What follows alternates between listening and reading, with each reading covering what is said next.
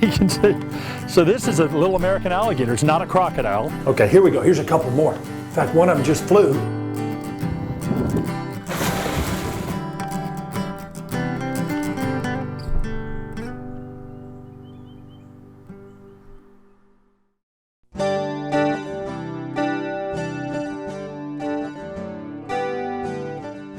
Port Royal Sound is a marriage of ocean and land, a relationship created by a combination of rising sea level, extremely high tides, and unique geology.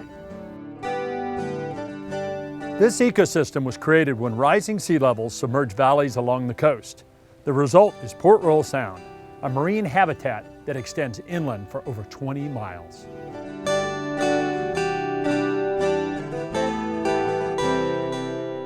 Since our tides average 8.5 feet and we get minimal freshwater inflow, our salinity is influenced by tidal waters from the ocean, not fresh water from the uplands. Massive oyster rakes colonize our flats. These shellfish reefs filter our waters and provide a safe place for marine creatures to feed and hide. Spartina grass is the basis of our marine food web. As the grass decays, the waters become turbid with detritus, giving the smallest marine organisms a rich source of nutrients. These plankton provide plenty of food for crabs, shrimp, and a high diversity of fish species. Join us as we explore Port Royal Sound, one of North America's overlooked ecological jewels.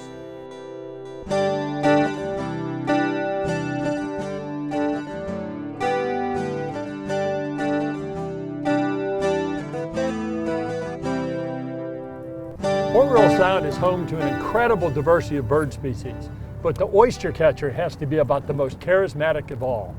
Their bright orange bills, their black and white dapper coloration, and their comical movements make them favorites for most naturalists.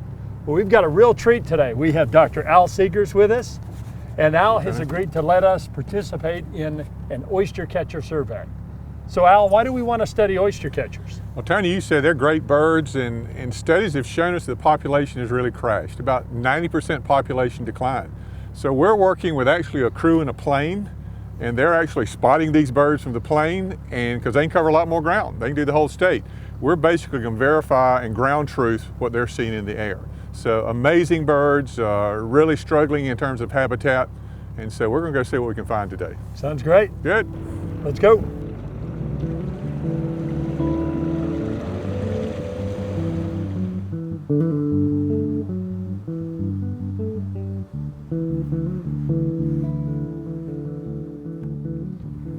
Al, here's some dolphins.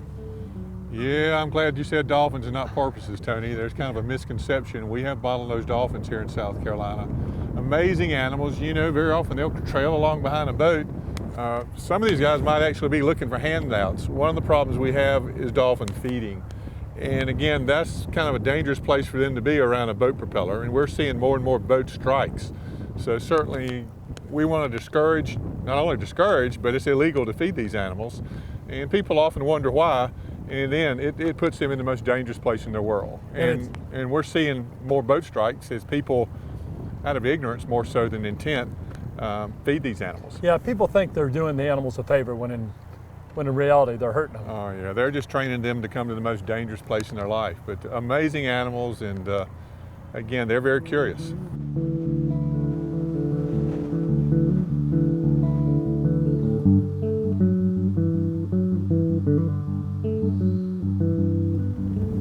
Al, we got looks like a pair of oyster catchers right here. So how do you want to do this? Yeah, we do. Well, we don't want to spook them. So what we're going to do is just kind of come around a little further up. So we're going to kind of sneak up behind them. We're going to sneak up, stay far enough away where we really don't disturb the birds. They're very tolerant, but you can get too close. So we're going to err on the side of caution. Yeah. Okay, we found a nice pair of birds. First question I have, why are they paired up at this point? They're territorial. So when they set up their nesting range, as they're just starting to do now, they're going to stake out some turf and they're going to defend it against other oyster catchers. So this is a male and a female, and they pick their Two adult birds. Look through the scope and you can see that bright orange bill, and it's really unique in the adult birds. And they reach breeding age probably 4 to 5 years of age. The young birds actually have darkish tips to the bill, kind of a gray charcoal color on the distal kind of tip of their bill. So these are definitely two adult birds. Again, getting ready to set up breeding territory for nesting this summer. And it's not really their favorite habitat. Normally they like to nest on the beach, but there's another species that likes to go to the beach too, us. And so they really lost a lot of their natural nesting habitat, which is one of the reasons their population is in decline. So they come up on shell rakes like this and are prone to overwash. Well, and especially at high tide, there's not a lot of real estate here, is there? No. And so you get a great big high tide, say on a full moon, it's a windy day, a big boat comes by, washes the nest away. So we've really impacted these birds by taking their nesting habitat away. So what is the nest going to look like? So first of all, when are these guys going to build their nest, and what is it going to look like? They aren't very good home builders. They just kind of scrape out a little depression in the shell and will lay their eggs in there, and they pretty much guard it. They stay with it. One bird will go feed, take turns guarding the nest, but there's no real structure. It's really more just a scrape than a And of nest. course, there's a lot of predators that eat oyster catcher eggs. Yeah, minks, raccoons, certainly on the beaches where they nest, dogs, feral cats. We've impacted them in lots of ways as far as the habitat, especially with their nesting. So obviously, these guys eat oysters. How do they do it? Amazing. You and I have stabbed ourselves in the hand with an oyster knife more times than we want to tell people. But these guys actually, when the oyster's cracked, it's partially out of the water, these birds walk, stick their bill down, cut the adductor muscle that closes the shell before the oyster can close. That's pretty slick. It's pretty quick. And the learning curve needs to be fast. So you've got to learn how to do it. I actually had the chance to watch a pair of adults teach a chick how to feed. And they would go over and they'd go in, cut the muscle, pull the oyster out, hold the oyster up and shake it and make the chicks run over. Then they stick the oyster back in the shell and make the chicks take it out of the shell over and over and over again. So just a miracle of nature how all this works. I noticed there's a couple other birds around. It looks like there's some ruddy turnstones. Yep. Kind of mucking around and turning over little pieces of oyster and such. Here's some more coming. Here, two birds flying in now. Guys. Hopefully they You can hear them talking. So as the tide comes in, Tony, and the oysters go underwater, there's nothing for them to eat. So they're going to use this as a rest area. So not only are these shell rakes important from a nesting standpoint, but this is where they're going to come rest between tide cycles. Again, they eat oysters. When the oysters are underwater, they can't get to them. So this is kind of the lounge between low tides. So what's going on here? Yeah, I think we're having a little turf war here. We've had a pair of birds that are trying to set up shop here, and these other birds have come in on them. So they're having a little territorial display.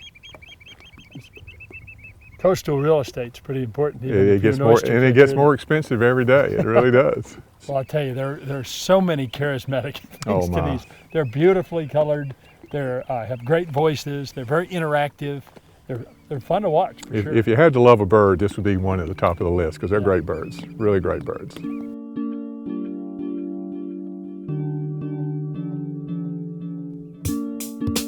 The conditions are perfect today. It's overcast, it is steamy, it's sticky out here. And most importantly, it rained last night. And that means it's a good time to look for one of the only reptiles that spends its entire life in and around the salt marsh. So what I thought we'd do is just kind of look around and see what we can find.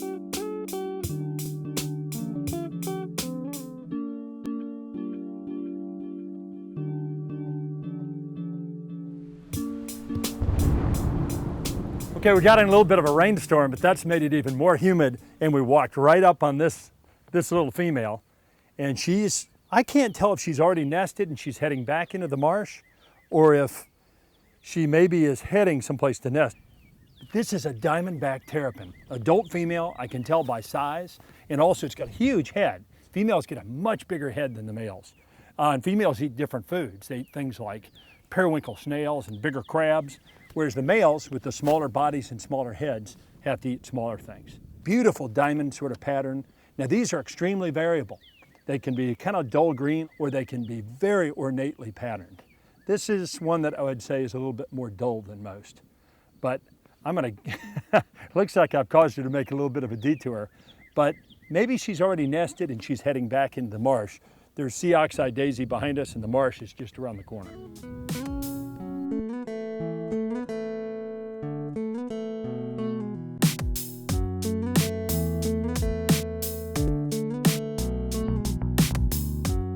Okay, here's another one.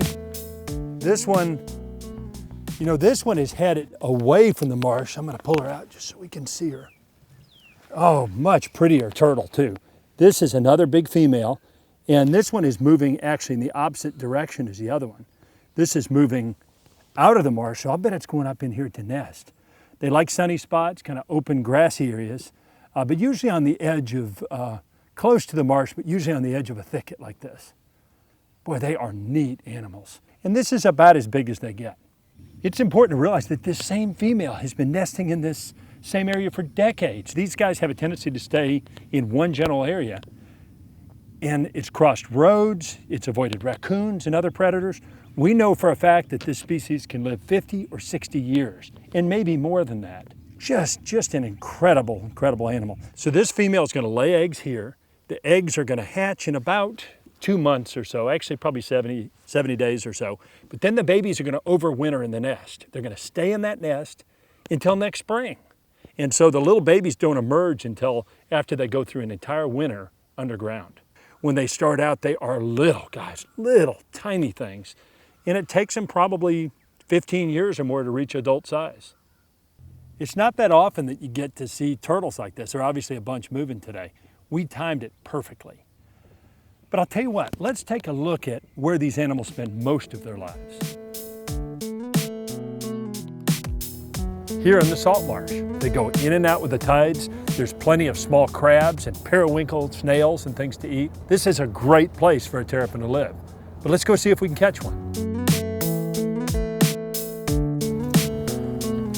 So what we got to do first is look for heads. So terrapins will stick just their little heads up out of the water. Then we're going to take this cast net and we're going to throw it where, well, the turtle will probably go down before we get there, but even if it does, we'll throw the cast net and see if we can catch it.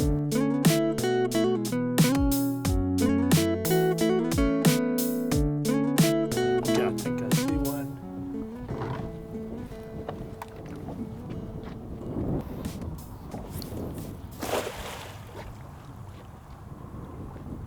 That landed right on top of where he was, but let's see if he moved.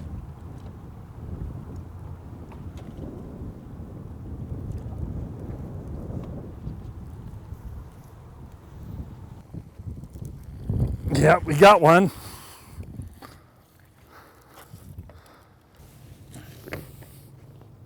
Yeah, a little male. So this is a much smaller male terrapin, and also look how small the head is. Very tiny head, kind of a, not as tall a turtle as the females as well, and they just don't get nearly as big. This is a full-size adult male. You can see where it gets its name from these beautiful sort of diamond patterns.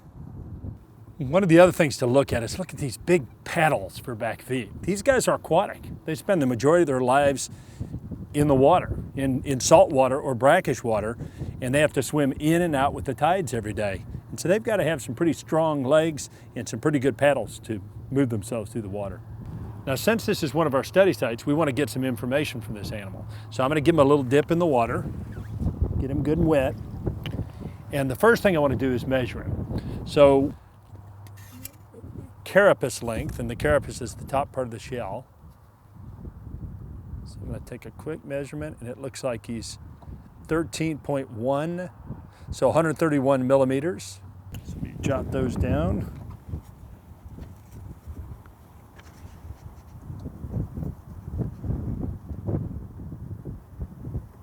And then what we want to do is we want to be able to individually mark this animal. We want to know who it is. So the way we mark turtles is we give each one of them an alphabet code. And this one is supposed to be A, B, J.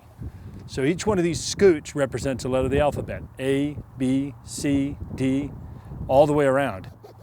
So the way to do that is to use a file. Okay, this won't hurt the turtle, but it will leave a permanent mark. So I know who it is next time I catch it. Because I think there's a good chance that we'll catch this terrapin again.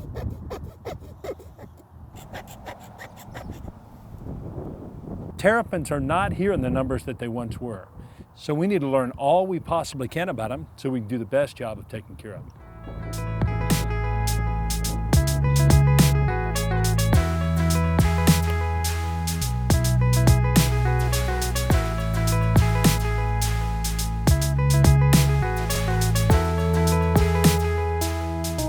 A About this time of year, a lot of boats show up in the Broad River, and they're after one of the most exciting fish that occurs anywhere, and that's the cobia. Our deep saline waters are an ideal place for cobia to spawn. So we are going to take an adventure today with Captain Christopher Mattson, Mattson Charter Services, and Chris is going to take us on an adventure to catch a cobia. We're going to try it, Tony. So how are we going to do this, Chris? What are we Tony, going to do? you know, we just got set up. We've got our anchor down. We've got the chum bag on the bottom. We've got our rods out. Soon we're going to start trying to catch a little bit more bait, try to catch some greenies or whatever else might be around. There's a small strip of live bottom, and that's pretty much the only live bottom that we have here is these little breaks from the current, and that's where these fish will migrate. Well, this is really exciting. I mean, cobia are neat fish, and I hope we get a chance to see one. Absolutely, me too.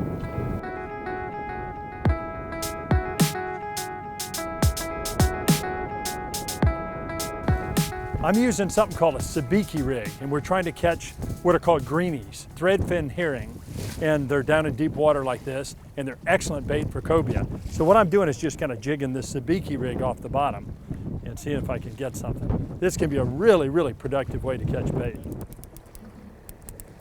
Yep. Looks like 3 on this one. Excellent. And maybe these will catch a cobia for us.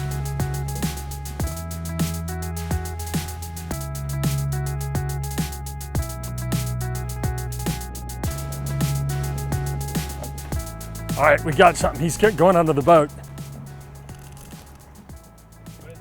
It came up the surface. It looked like it might have been a cobia, but oh man, nice pull there. Back up right there. Oh, it is a cobia. Oh, Easy on him now. what a great looking animal this is. All right, Chris, I'm gonna see if I can get him up a little bit closer.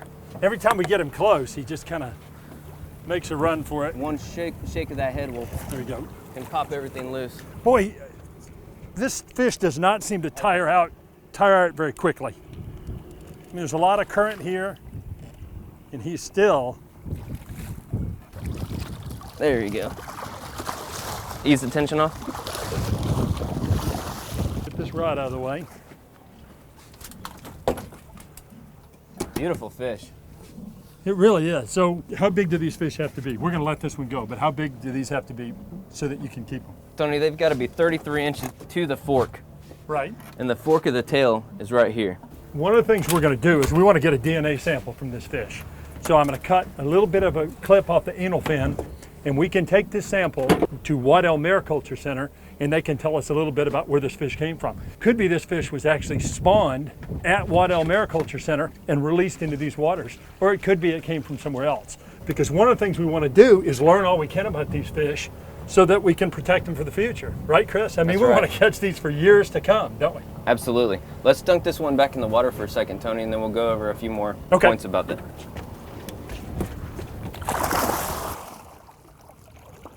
So let's take a quick look at this fish. And a couple things you notice. One is they have a row of spines that are right here that are just absolutely impressive. And you can see they're very much like nails. But Chris, show them the spines. That's the spines you got to worry about.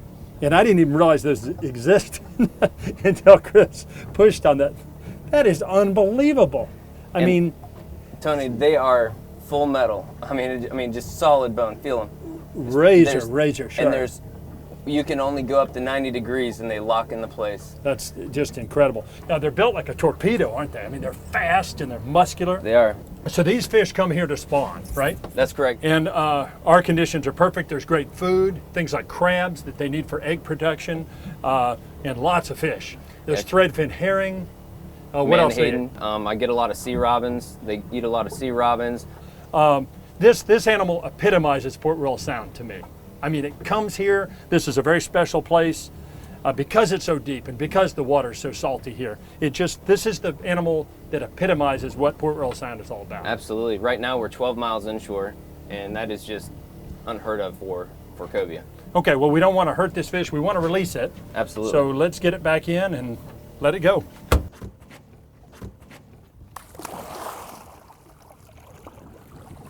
When you're resuscitating them, you like to have them in the water with their face facing into the current. and you don't let them go until they start to fight you. So we want to make sure we revive this one, make sure it's ready to go. It's especially important when you're releasing tarpon as well, Tony, that you resuscitate them to the point where they're actually fighting to get out of your hand. Good. Yeah, we want this fish to do well. Starting to fight a little bit. Oh yeah, she's about ready. I'll drop down. All right, good deal.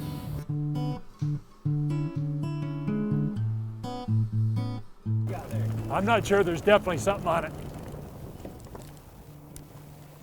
I'm not oh, there we go. What do you have there, Tony? I can't tell. This feels good, whatever it is. It's about to come over the surface. Okay. Oh! There you go. This is a nice fish. So it looks like this may take a while. These are amazingly strong fish. They pull hard. They just are very, very impressive. They're solid muscle. And of course, there's all the current here too, which they use to their advantage. But this is a nice big fish. I think he's coming in a little bit closer, Chris. Well, we're not there yet, are we? Oh! Boy, that was a good run. Just dove straight down. Yeah, this is far from over. Just make sure you don't grab that line. Okay. This is a strong fish. Oh, man. Yeah. Every time I feel like I'm getting this fish in, it runs about 20 yards of line out. So, I mean, I'm certainly no professional fisherman, but this is a strong fish. Guys, I hate to be kind of a wimp, but I'm going to pass this off to the professional fisherman for a minute. And Chris is going to see if he can make a little headway on this. This is a big fish, and I'm kind of getting tired. Okay, Chris. You can feel on this line, Tony. There she is. Right here behind the boat. See her?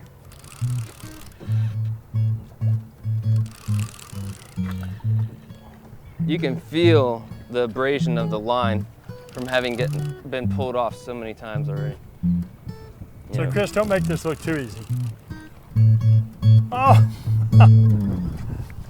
All right, I'm gonna switch with you. At bottom lip. Now close it. Ready? One, two, three. Okay, so this is a big, big fish, Chris. So this is a big female. And a female like this, she's 42. And a female 42 pounds. So this is a big cobia. And it's still very, very green. I mean, that was a long fight, but this fish still has a lot of energy. A big female like this can lay 1 million eggs. She can spawn twice. 2 million eggs in one year from a fish like this. These fish can reach 15 pounds in a single year, so they grow extremely quickly. The other thing that's really important, Chris, these are our fish, right? These are fish that move from offshore to here. That's just correct. East That's to correct. west and west to east, and they're not coming north or south or anything like that. There are fish that move in every year. You know, everybody thinks I'm going to get this fish because the Florida guys are going to get it or the Georgia guys are going to get it, and it's not true. You know, almost all these fish, their actual migrational pattern is east to west. And the big ones are females, right? Most of the big ones are females. They've got a little bit of a broader head, typically, and a lot more of a swollen abdomen. We're going to let this one go anyway. This one could be full of eggs. I'm staying away from those spines, but let's go ahead and get this one back in the water. Absolutely. We're going to make sure we resuscitate her, even though she's totally lively. We want to make sure that she's 100% or as close as we can get to 100% before we let her go. She looks good, right? She's definitely doing good. She's coming right back. I'm going to let her go. And just let her go whenever you're ready. She's on her way. Awesome. Good job, Tony. That was incredible. Wonderful fight. Thank you so much for letting us join you today. Thank you for having me, Tony. I'll tell you what, Port Royal Sound is an amazing fishery, isn't it? It really is. Huge diversity of life. These kids from Whale Branch Middle School are building their very own oyster rake. They've bagged the oysters. They're working with South Carolina DNR with the SCORE program, and they're going to place these bags out in the marsh and make an oyster reef. This is Tyree Harris. Tyree is a student at Whale Branch Middle School. Tyree, you having a good time? Yes. So what do you think is going to live here? What kind of animals are going to live in this reef? I think all types of crabs, more fish, and worms, and some larger fish to eat those fish. That's right. So this is kind of a nursery for animals that live in the open ocean, isn't it? Yes. So reefs like this are important for water quality too, right? Well, one oyster can filter up to 2 gallons of water per hour, so that helps the water clarity. Absolutely. And quality. And you multiply that times the number of oysters that are out here, and we're talking about a lot of water filtering, right? Yeah. So what you're doing is important for the whole ecosystem, not just right here, and not just for your school. Looks like they're just about finished putting these recycled oyster shells back in the marsh. It won't be long until new oysters take root, and this becomes a reef that is loaded with life. Thanks for joining us on Coastal Kingdom.